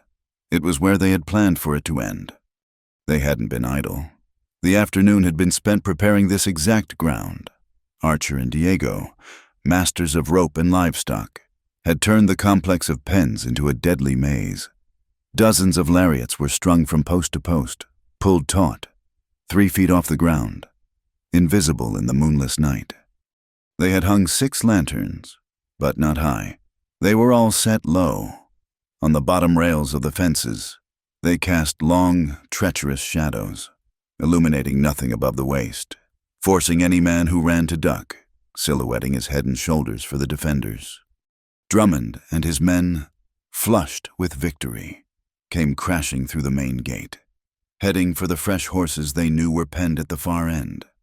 "Find Vale, find the woman," Drummond's voice, full of rage and triumph, cut through the night. The first of the new gunmen, running hard, hit a lariat. His legs were scythed from under him, and he crashed face first into the dirt, his rifle sliding away. "It's a trap!" he screamed, just as a bullet from Rourke's rifle silenced him. Another man hit a rope, stumbled, and was caught in the crossfire. "The lights shoot the lights!" Whit Coombs roared. Baylor Finch, his pistol already in hand, snapped off 2 shots. Clink, pop. A lantern exploded in a spray of glass and oil. He fired again. The second light died. The corral was plunged into a confusing, terrifying darkness, lit only by the remaining 4 lanterns and the sharp, repeated flashes of gunfire. The air filled with shouts, the thud of bullets into wood, and the panicked bellows of the horses in the back pen. The darkness had become an ally, but only to the men who knew the terrain. Lark was not cowering. She was not a victim to be protected. She was part of the plan. While May and Sister Honora barricaded themselves in the cellar with the 3 infants. Lark had taken the most important position. She was high above the fight, perched on the narrow observation platform of the corral's wooden water tower. She was the lookout. She held Archer's hawk whistle. When she saw the last of Drummond's men clear the main gate, she put the whistle to her lips. She blew 3 high, piercing notes. It was the signal. Diego and 2 townsmen, hidden outside the heavy north gate, heard it. With all their strength, they slid the massive bar and post gate shut. The sound of the 10-inch beam dropping into its iron slot was a boom that shook the ground. Final. The trap was sprung. "We're boxed in," Griff Mott yelled, realizing his mistake. He looked around wildly. The side pen, there's a gate." He led Baylor and 2 of the new gunmen in a charge toward a smaller, secondary gate, the one used for sorting. Lark saw them coming. Her heart was a drum, but her movements were sure. She scrambled down the tower's ladder, landing silently on the high catwalk that ran the perimeter of the pens. She ran, low and fast, her small knife in her hand. She reached the lever for the secondary gate just as Mott and his men hit the fence. "Open it, girl," Mott snarled, seeing her, raising his pistol. Lark pulled the heavy iron lever. The bolt slid back. The gate swung open. Mott, Finch, and the others charged through, expecting freedom. They found the final piece of the trap. Lark hadn't opened an exit. She had opened the way to the old slaughtering pen. A dead-end enclosure. Its floor was a foot of thick, sucking mud from the recent river overflow. The gunmen hit the mud at a full run. Their momentum vanished. They were stuck. "It's a bog!" Baylor screamed, trying to pull his boot free, but the mud held him fast. From the catwalk above them, Rourke and his deputies appeared. "Federal Marshal!" Rourke yelled. "Drop your weapons!" Mott fired wildly. His bullet thudding into the water tower, the deputies returned fire. The fight in the mud pit was short, and it was over. In the main corral, Whit Coombs, the tracker, had not followed. His eyes were for one target. He had seen Lark on the catwalk. He ripped the lariat from his belt. His wrist snapped. The rope snaked through the dark, a living thing. The loop was perfect. It dropped over Lark's head, pinning her right arm to her side. "Got you!" he roared, and yanked. Lark screamed as she was pulled clean off the catwalk. Falling 10 feet, she landed hard in the cold, wet dirt of the main pen. Coombs began to drag her toward him, coiling the rope. Lark. Archer launched himself from the shadows. His left arm was useless, but his right was strong. He didn't go for Coombs. He went for the rope. He grabbed the taut line with his good hand, his wounded shoulder screaming as the jolt nearly tore it from its socket. He held on, digging his heels in. Coombs, surprised by the sudden resistance, pulled harder. Archer saw it. A heavy wooden support bar, part of the cattle chute, rested on its iron pivot next to him. He kept his grip on the rope, pulling Coombs off balance. With his good leg, he kicked the base of the heavy bar. The 12-foot lever, unbalanced, swung up and out in a whistling, deadly arc. It struck Whit Coombs directly in the chest. The sound was a wet, sickening crack. The force of the blow lifted the heavy man off his feet and threw him backward, as if he were a doll. He crashed into the solid cedar posts of the main fence and slid down, his lariat falling slack. Archer dropped the rope, his breath tearing at his lungs. He was staggering, his vision blurring from the pain in his shoulder. He turned, looking for Lark. Vale. The voice was not Coombs. It was cold, clean, and full of hate. Nathaniel Drummond stepped from behind the water tower. He was immaculate. He had not run, he had not fought. He had let his men die. In his hand, he held a gleaming silver-plated pistol. It was leveled at Archer's heart. "You took what was mine," Drummond said. The hammer clicked back, a sound that cut through the night. Archer was defenseless. His rifle was on the catwalk. His pistol was lost in the fall. He was too far to charge. He was wounded. He was caught. "She was never yours," Archer breathed, trying to move, trying to shield the spot where Lark had fallen. "Everything on this land is mine," Drummond repeated, his finger tightening on the trigger. "No." Lark was on her feet. She was covered in mud, her hair a tangled mat. She looked like a creature born from the earth itself. She did not run. She did not hide. She stepped forward, planting herself directly between Archer's body and the barrel of Drummond's gun. She stared at her husband. "Lark, get down!" Archer yelled. "No," she said. Her voice was shaking, but it did not break. "You want to cleanse the line. Nathaniel, here I am." She took another step, until the silver barrel was almost touching the rough fabric of her dress. "If you shoot," she said, her voice clear and carrying, "you shoot through me. You shoot through the mother." Drummond's handsome face twisted. It was a mask of pure, baffled fury. This thing, this property, this chattel, was defying him. It was choosing a wounded, broken rancher over him. His hand trembled. He could kill them both. He could erase this whole, humiliating mistake. His fingers spasmed, taking up the slack on the trigger. He made his choice. He hesitated, for half a single heartbeat. It was all Amos Rourke needed. The marshal's rifle butt, swinging in a silent, efficient arc, came down on Drummond's wrist. The sound was a sharp crack of bone. The pistol fired. The bullet buried itself harmlessly in the mud at Lark's feet. Drummond howled, a high, thin sound of pain, as the pistol flew from his shattered hand. The single gunshot echoed once, and then faded. The world rushed back in. The groans of the wounded, the splash of Rourke's deputy cuffing Drummond, whose face was pale with shock. From the high skeletal branches of the cottonwoods by the river bend, a new sound arose.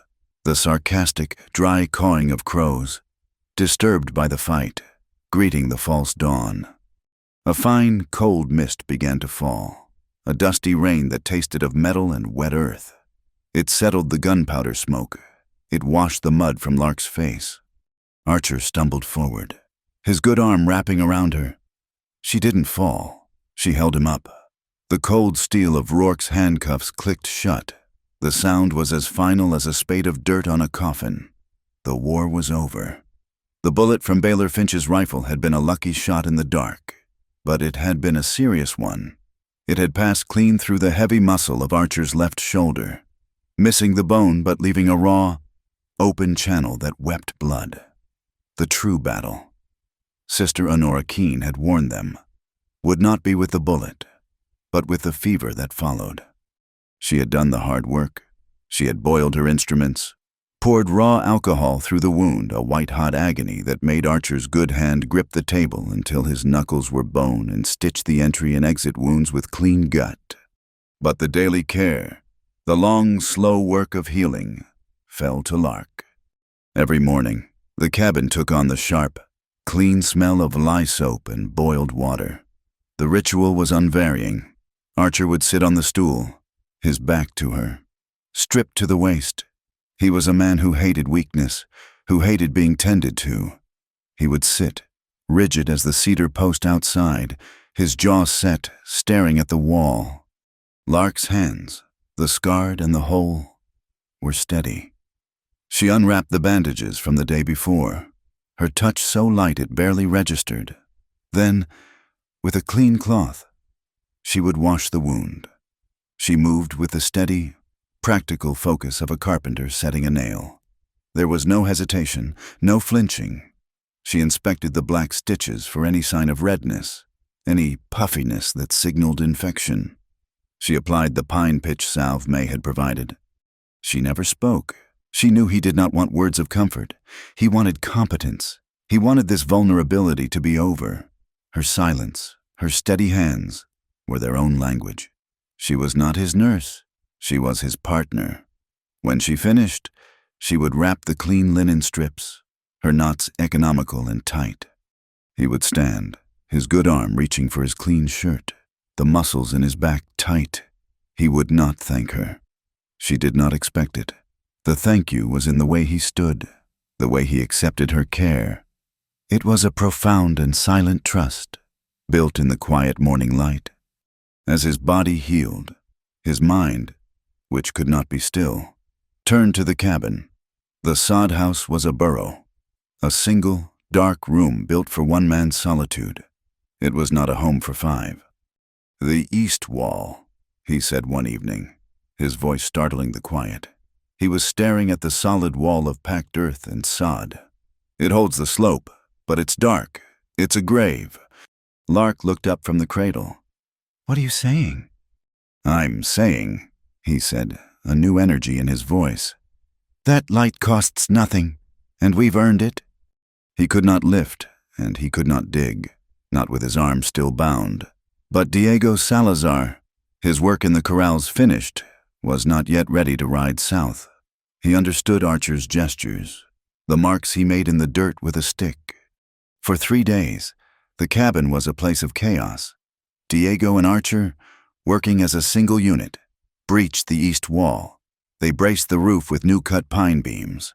They wrestled stone. The cabin, which had been a dark, safe box, was suddenly open to the world, full of the smell of damp earth, sawdust, and the sharp scent of pine resin.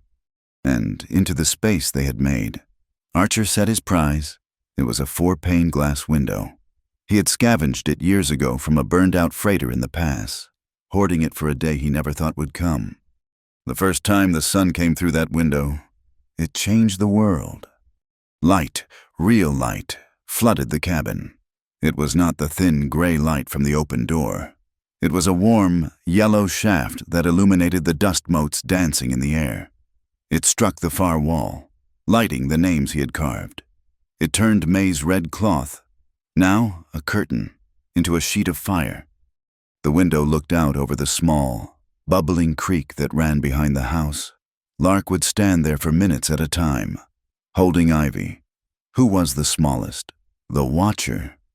Ivy would stare, mesmerized, at the flash of the water, her small hand reaching out to bat at the blue dragonflies that hovered on the other side of the glass. The window was an act of faith. It was a statement that they were no longer hiding. They were looking out. The world began to come to them. They were no longer the hunted outcasts on the ridge. May Ellison arrived, her mule loaded. She brought a sack of flour, coffee, and a heavy, warm brick of cornbread wrapped in cloth. Her sharp eyes took in the new window, the clean bandages on Archer's shoulder, and the long, fresh-cut scar on Lark's temple from where she'd been pulled from the catwalk. She saw Lark bend to the fire, the carved deer-bone pin, his gift, holding her hair. A small, dry, satisfied smile touched May's lips. "Sturdy," she said, nodding at the pin. "Good work. It holds." Sister Honora came, her medical bag in hand. She inspected Archer's shoulder, nodding in approval. But her real focus was Lark. She saw the exhaustion, the strain of trying to manage 3 infants. "You are a rock," Sister Honora told her, her voice gentle but firm. "But even a rock can be worn down. You must be smarter than your work." She took 2 of the babies. "You cannot hold all of them, but you can hold 2. She showed Lark how to lay Ivy and Maud along her forearms, their heads nestled in the crooks of her elbows, their bodies supported. She showed her how to prop Faye with a rolled blanket and feed her, leaving a hand free. "They must feel your calm," the sister said. "You are their center. Do not let them feel your hurry." Lark learned her hands, which had learned to hold a knife and fire a gun, now learned the intricate, soft geometry of motherhood.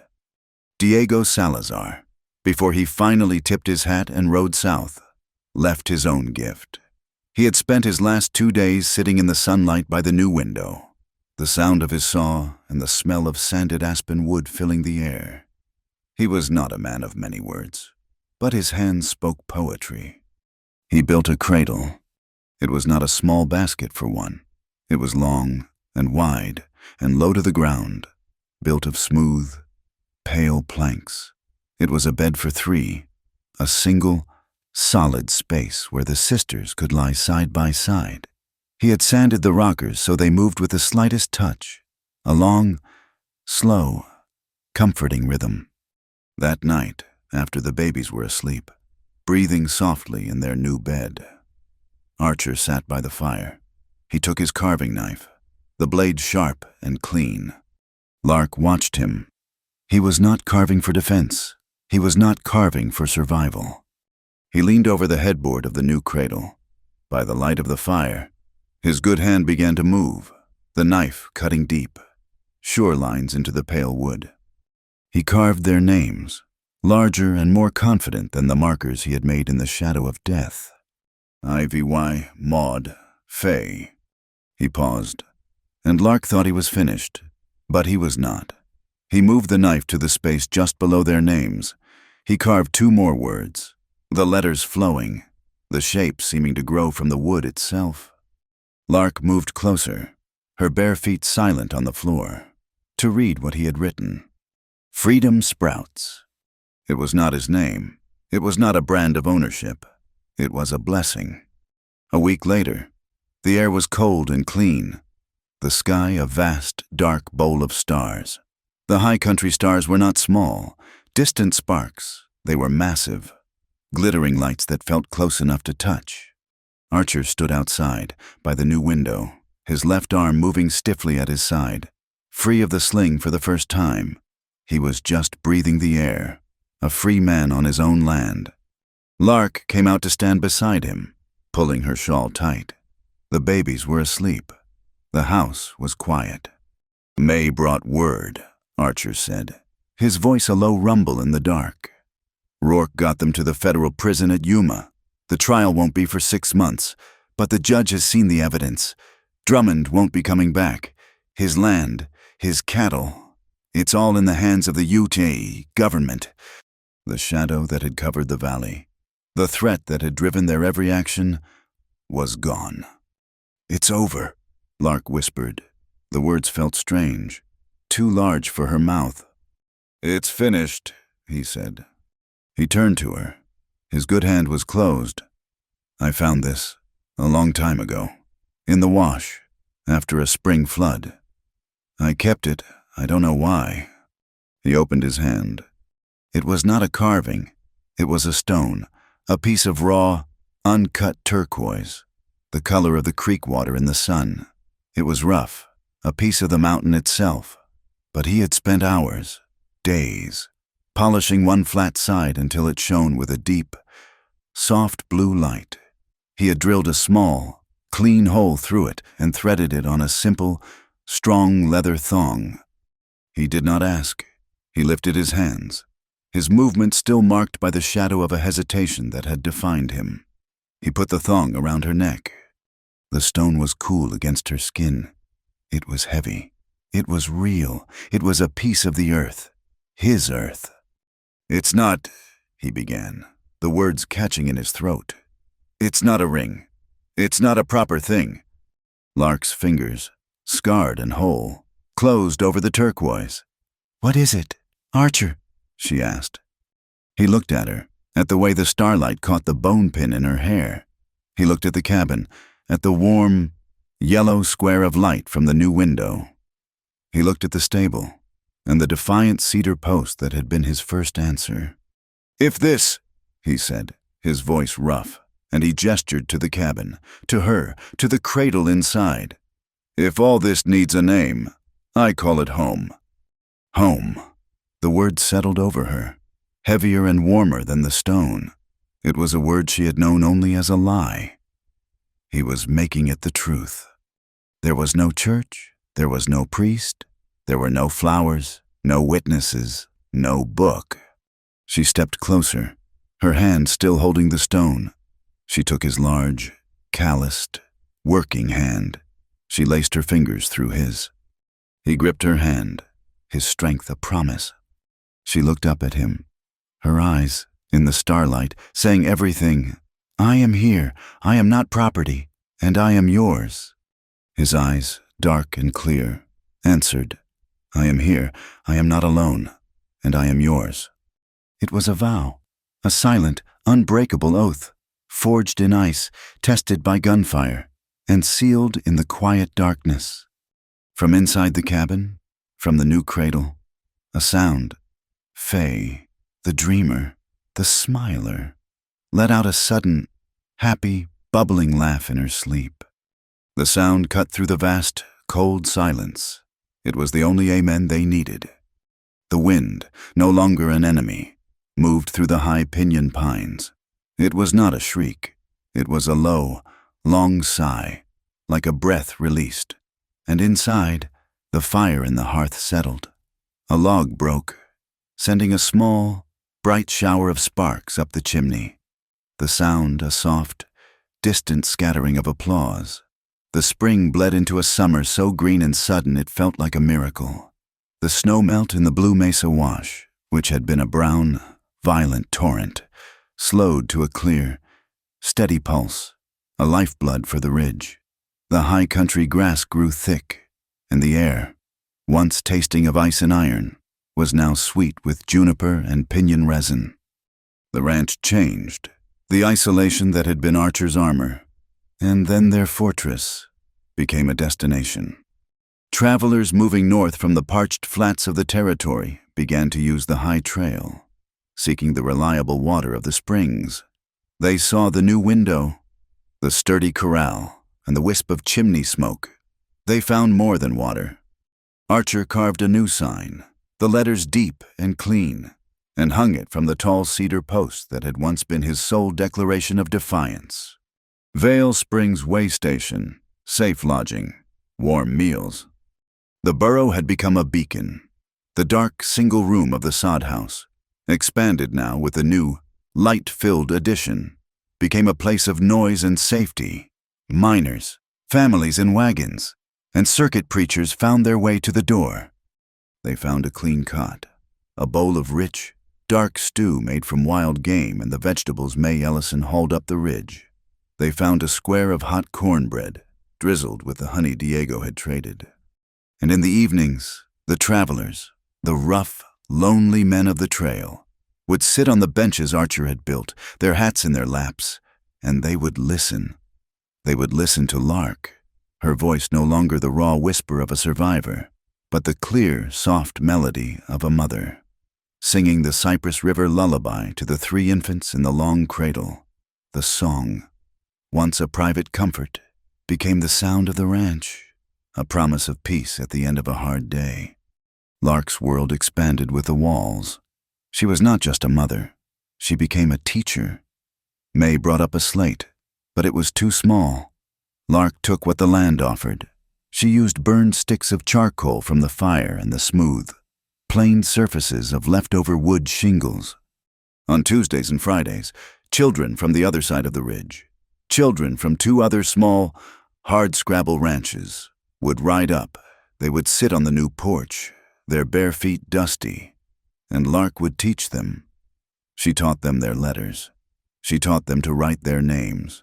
She, who had reclaimed her own name from the ashes of her old life, now gave the children the power to claim theirs. She was writing a new future, one letter at a time, on the scraps of wood that had built her home.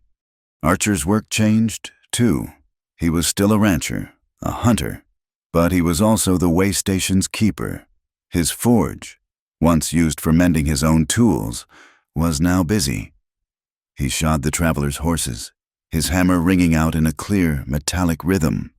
He mended their saddles, his good hand, now scarred from the fight, working the leather with a craftsman's precision. The evening meal was no longer a tense, silent ritual. It was a council. The travelers brought news from the valley, from the railhead, from the world beyond the ridge. They talked of the Yuma trial, of how Drummond's name was now a curse, his empire dissolved by the federal courts. They spoke of the new laws Rourke was enforcing. And Archer, the lonely man, the isolate, would sit at the head of his own table. He would listen, his rifle on the wall, not his lap, and he would nod, a part of the world he had once hidden from.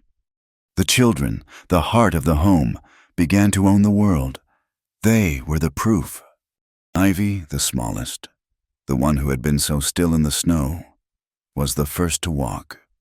She became fascinated by the new window. In the late afternoons, the low sun would cast her small, wavering shape on the floor. She would giggle, a high, thin sound, and take 2, 3, 4 lurching steps, trying to catch the darkness that was her own. She would pounce, her small hands landing on the warm floor, and look up at Lark, baffled and triumphant, dancing with the shadow she had already conquered. Maud, the silent watcher, the one who seemed to remember the cold, was the last to make a sound. She would sit in the cradle, her eyes fixed on the hearth, watching the flames. Lark, holding her one evening, pointed. "Fire," she said softly. "It's warm, a safe fire." Maud looked at the flames, and then at her mother. Her lips parted. "Fa!" she breathed. It was not a cry. It was a word, her first word. Fire. The thing that had saved them. Lark wept, her tears not the silent, pained drops of her grief, but hot, sudden tears of gratitude. And Faye, the strongest, the dreamer, the first to hum, found her music. Diego Salazar, his trail north now permanent, would stop every few weeks.